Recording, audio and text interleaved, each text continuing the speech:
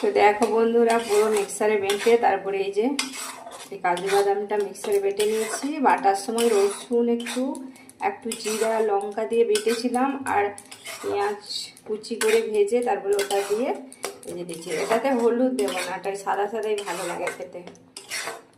তো এটা পুরো মানে হয়ে যাবে, যে গ্যাসটা কমিয়ে দিয়েছি। তো আস্তে আস্তে হচ্ছে, তোমাদেরকে দেখালাম। কাজু বাদামটা তো কাটলাম, তখন আর ভিডিও করা হয়নি, ভিডিওটা অনেক বড় হয়ে যাবে বলে এখন এই যে বেটে করে মানে রান্নাটা দেখালাম। দেখে না, খুব টেস্ট হয় খেতে, খুব টেস্ট হয়, দেখছো?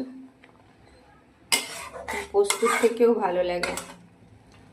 তো টাটা বা রেডি হয়ে গেল কাজু বাদাম বাটা। এটা আমি এখন বাটিতে তুলে নেব। পুরো বাটিতে তুলে নিয়েছি। কাজু বাদাম বাটা কত সুন্দর হয়েছে, খুব সুন্দর, টেস্টটাও খুব সুন্দর হবে।